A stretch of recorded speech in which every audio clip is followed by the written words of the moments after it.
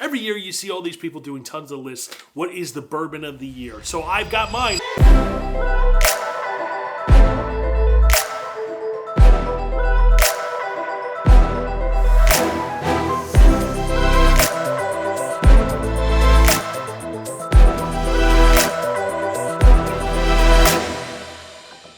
Here are my top 20 scores for the year 2024. Now, the way this worked, I only picked stuff that was available, that I was able to get my hands on.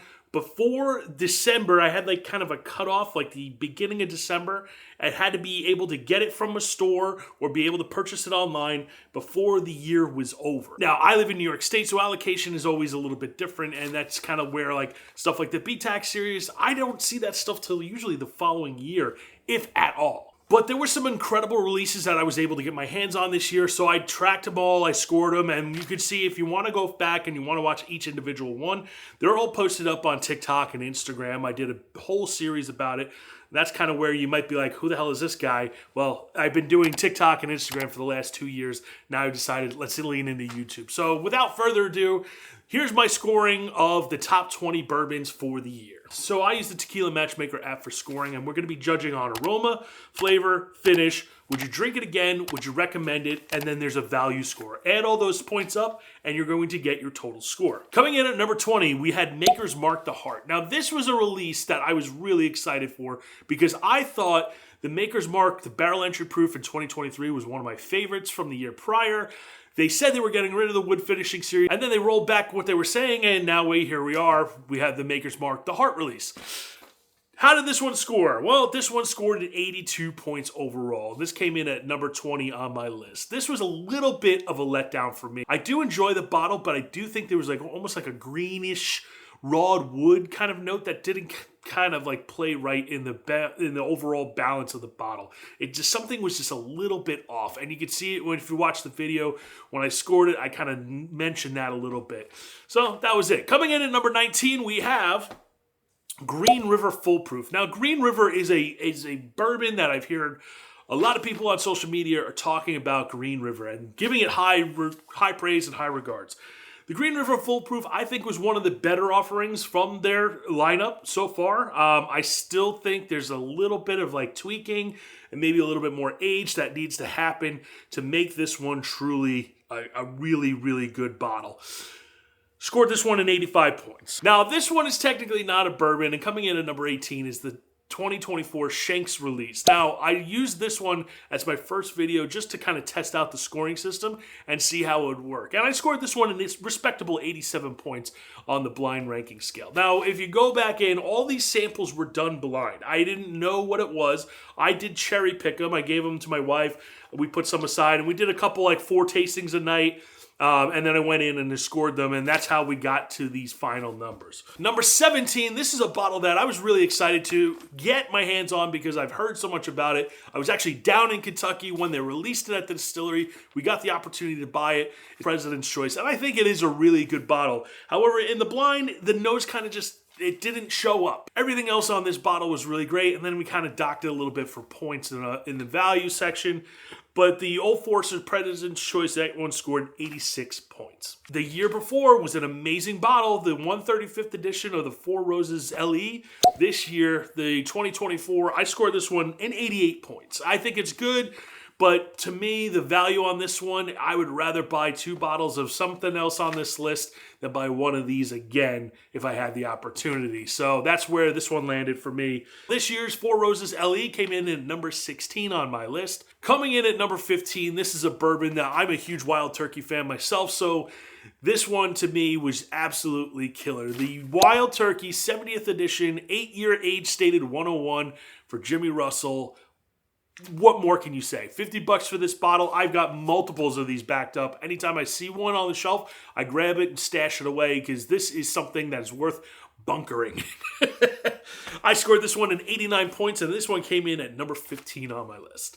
Number 14, we got the James E. Pepper Decanter Series. This is a bourbon that I got early in the year, and I started pumping this one, man. I absolutely love it. I still stand by what I said. For around $50, this is a great bottle of bourbon. You can't beat it. For the price point, the packaging, the proofing on this one, there are different variations between batches, and the one I had really was just an awesome bottle. Absolutely loved that one. I had a couple backups of that as well, and that one scored 90 points for the year. Coming in at number 13, this is the bourbon of the year for me personally from the year prior, was the Baumburger's 2024 Declaration. And now, to be honest, I love this bottle. However, last year's batch was way better in my opinion. On the scoring section, this one got a 91 points, so it did very well in this system. Moving on, we're going to number 12, Pursuit United Double Oak. This is a beautiful bottle. Really love what the guys over at Pursuit are doing, Kenny and Ryan. I got to actually go down there and spend some time with them earlier this year in March. Pursuit United Double Oak Bourbon scored 91 points on my scale. I didn't get the Riot. I'm still looking for that one, so maybe one will find its way to me. Maybe. Just outside the top 10, this one scored 91 points for me. This is the Still Austin Red Corn Bottle and Bond. This year's 5-year age statement on it really just ramped it up. Still Austin is a distillery that I had my eye out on them all year. Looking forward to their releases. And they're just an amazing brand that's doing some really cool stuff. Texas whiskey doesn't have to suck. Let's just put it that way. And this one scored 91 points. Another one that I bought multiple bottles of and had that one backed up. But here we go. Now let's break into the top 10. Coming in at number 10, we have the Old Fitzgerald. This is their spring release, the 10-year Bottle and Bond. This one scored 92 points on my scale, and it's something that it was my first decanter series I was able to get my hands on this year. I love the fact that you were able to get these kind of now. I feel like a lot of things are starting to come back to the market. You should be able to get some stuff, get your hands on some things for like a decent price. This one scored 92 points, one of my favorites for the year. Coming in at number 9, this is really special. This is the Old Stubborn Batch 2. Now, personally, I think I like the Batch 1 better than the Batch 2. And I've heard some controversy on this. A lot of people are saying that they like the second batch better than the first, but it is what it is at the end of the day. This one scored 93 points on my scale. I'm very, very paying attention to what Ed Bly is doing with Old Stubborn and the Rising Tide Spirits. He's got some stuff coming up for the releases this year. I think you're definitely going to want to keep your eye on Old Stubborn and Rising Tide Spirits. That's all I can say. I'm under NDA. I've seen some stuff. I know some secrets. Bookmark this. You'll come back to it eventually. You'll be like, oh, he was talking about this. All right. Coming in at number 8 on the list, I had the Elijah Craig Barrel Proof, the B524. This is still, to me, one of the best value buys in all of bourbon. For the price, you can get these things under $100, usually under $90. You're getting barrel-proof, age-stated bourbon that is absolutely delicious. Barrel-proof series from Elijah Craig is something I look forward to every year. Now, I do have a little bit of a bone to pick with Elijah Craig. I feel like last year, the C923, they were riding such a wave, and I was highly anticipating them to just come out swinging with the A batch this year, the A124. I was hoping they were going to do something crazier, maybe an older age statement, maybe even a hazmat, who knows. But it seemed like we got some mellow releases. The A124 was just kind of like, it was good. It wasn't anything crazy. I think B524 personally was the best of the batch, and that's why I scored and ranked that one, and that one came out with 93 points on this scale. Highly respectable score. Coming in at number 7, now technically I know I said I wasn't going to do single barrels, but these Hirsch Double Oaks, these are just some of my favorites. I look forward to these every year. An amazing bottle. I scored this one 93 points, and that's where it landed on the scale. Number 6, just outside the top 5, we have the Jack Daniel's Coy Hill release for this year. This one scored 94 points for me. Absolutely just incredible bourbon coming out of Jack Daniel's.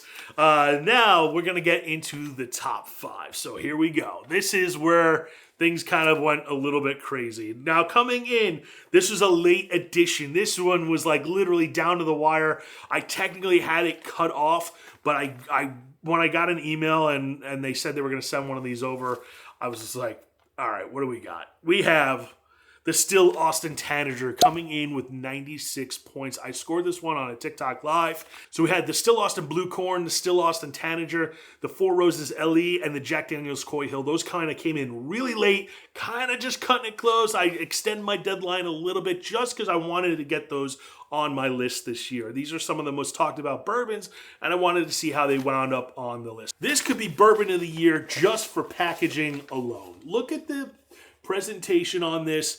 This is the Still Austin. This is their blue corn, red corn, and white corn all mixed up together. Comes in at 106 proof. This is a collaboration between Nancy Fraley and master distiller John Schreppel over at Still Austin. They are a brand, I'm telling you, I had my eyes set on them and was keeping my eye out for them all year. All their special releases have just absolutely crushed it. Still Austin Tanager scored 96 points. Coming in at number 4, this is a bourbon that I couldn't believe scored as high as it did, but going back to it and constantly just tasting it and retasting it confirmed what I said, and that is the Bardstown High Wheat. This one, their new release for the Origin Series, 106 proof.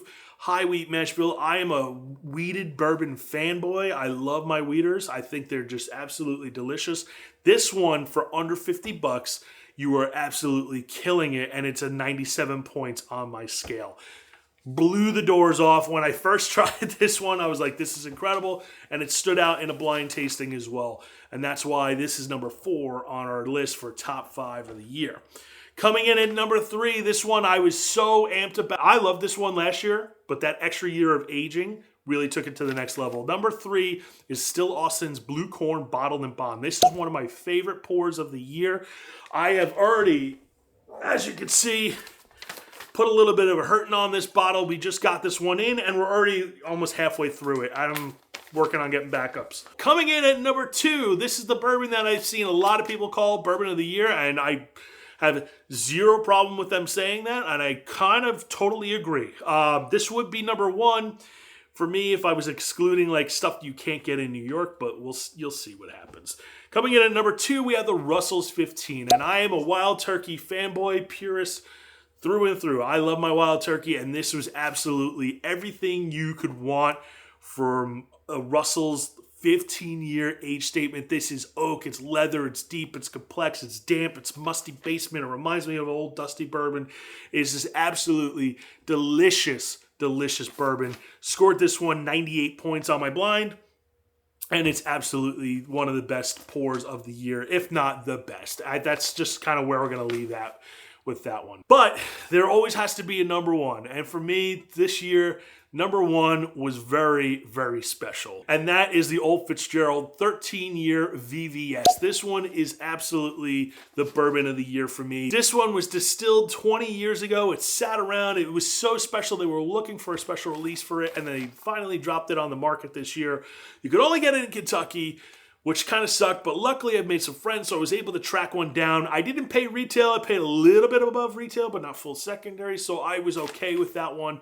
And to me, this was a bottle. This was my splurge bottle for the year. You know, we had a birthday party this year, had a bunch of people over. We opened this one up. We popped this one. This is something that's worth sharing with your friends, sharing with the people that you love to enjoy spending your time with, and also sharing your whiskey with. To me, that's the most important thing with all of this. You know, it's not really what bottle you get, it's who you're drinking it with. And that is, to me, been my motto since day one, and what made me so passionate about posting on Instagram and posting about on TikTok.